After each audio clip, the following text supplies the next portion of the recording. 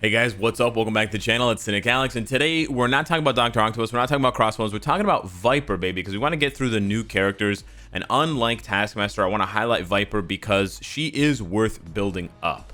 Now, as we show off the build-up process, which is exactly the same as it is for Taskmaster, you're going to get biometrics through, Shadowland, through logging in events, through your Alliance store.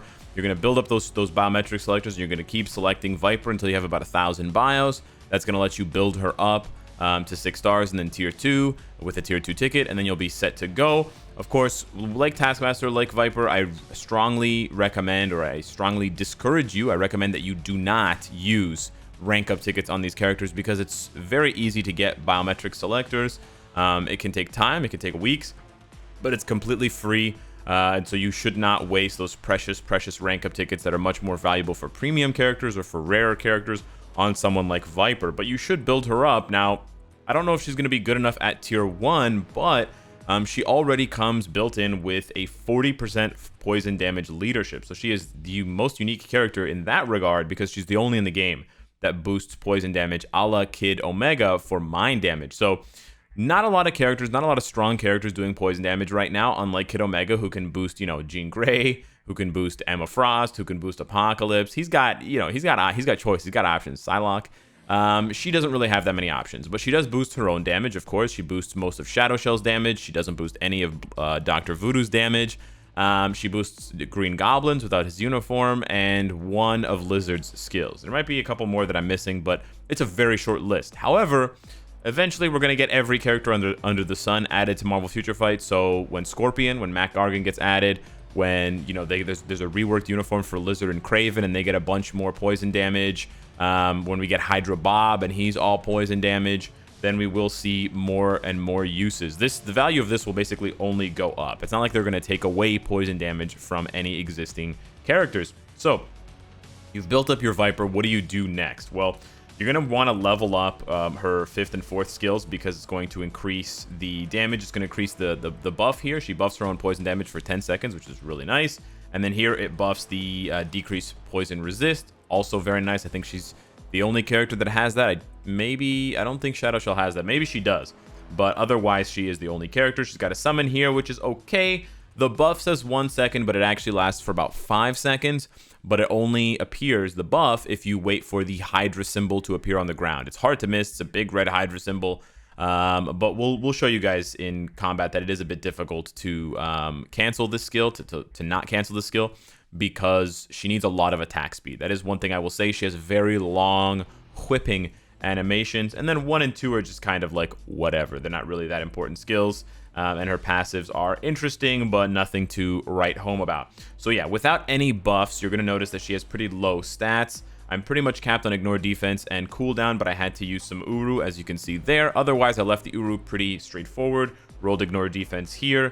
Yeah, because of that, she is going to struggle a little bit if you don't have good cards with a lot of ignore defense and a lot of cooldown. As you can see, 37% crit rate. We do get the buff from the 3rd skill, but I don't want to rely on it. Low dodge, low crit damage.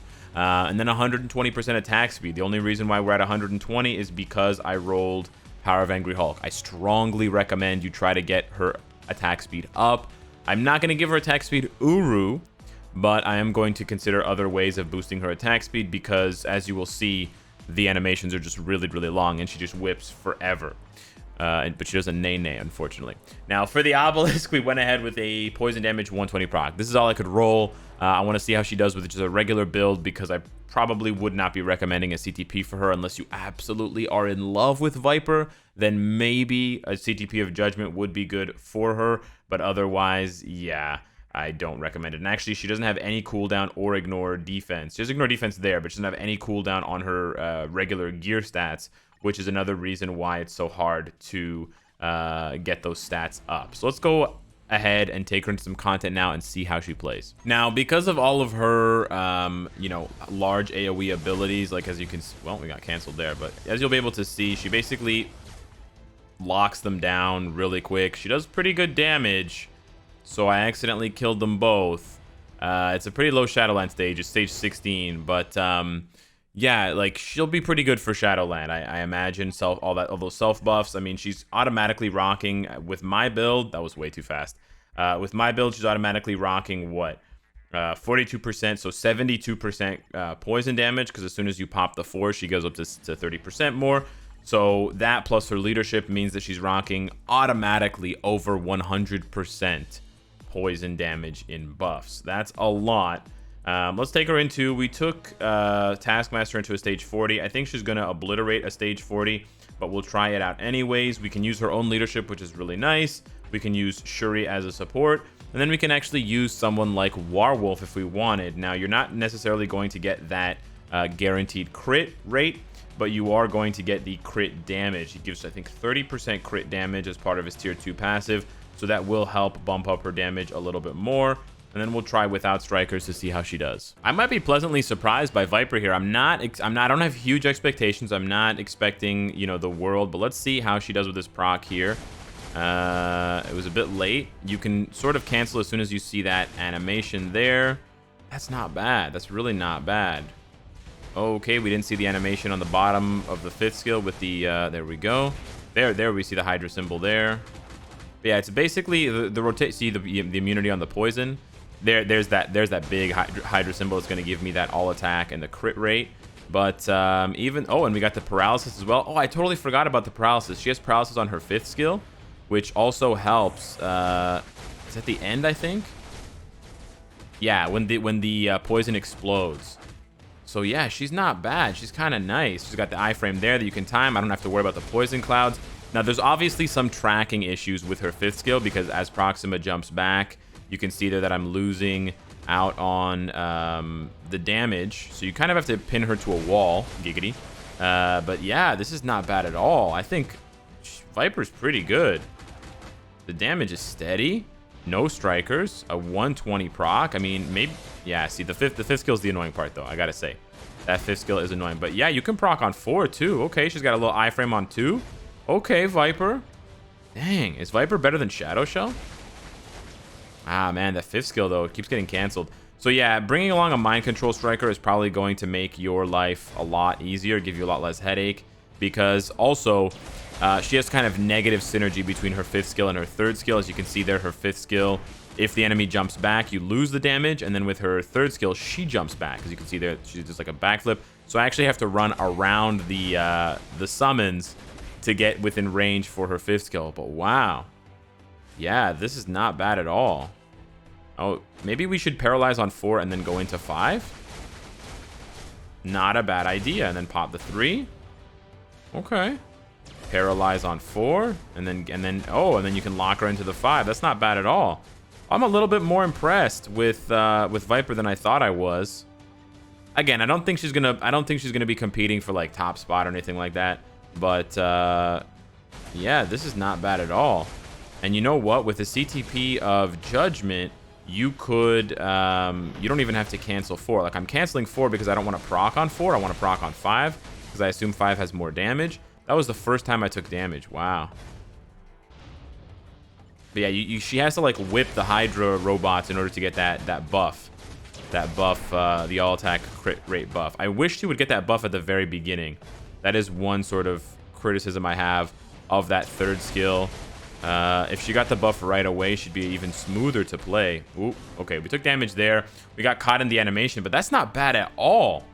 Let's do one more test here against Corvus. We're gonna bring along a full horde of strikers because we need the ignore dodge, and then the mind control is going to help lock. Well, we're gonna try to lock Corvus into place so that we cannot have that 5th skill canceling. We don't have to worry about the meteor, so we can just go. This is stage 50, which is a bit low maybe for some, but yeah, with a 120 proc, this is not bad at all. We're gonna paralyze him there. We're gonna pop the team up skill, and I think she also does. She's gonna whip there.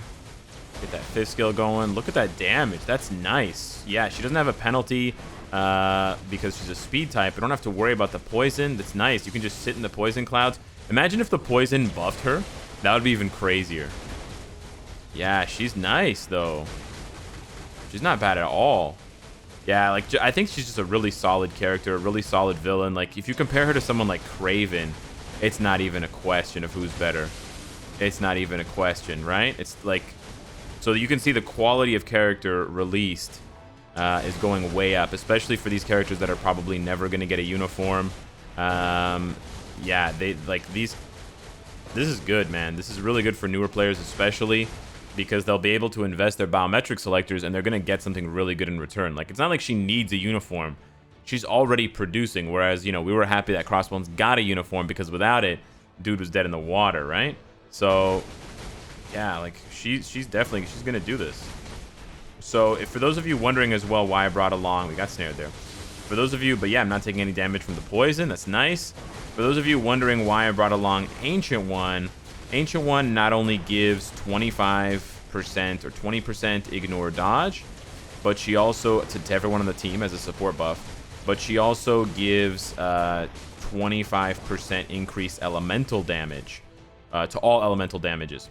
So that means, you know, fire, cold, lightning, poison, and, oh, geez, what happened? Fire, lightning, poison, cold, and mind. So we are a lot closer to 150% poison damage right now when we pop that 4th skill buff, because we were already well over 100%, and then we're adding it on to another 25%. So yeah, she does stage 50 here with a 120 obelisk.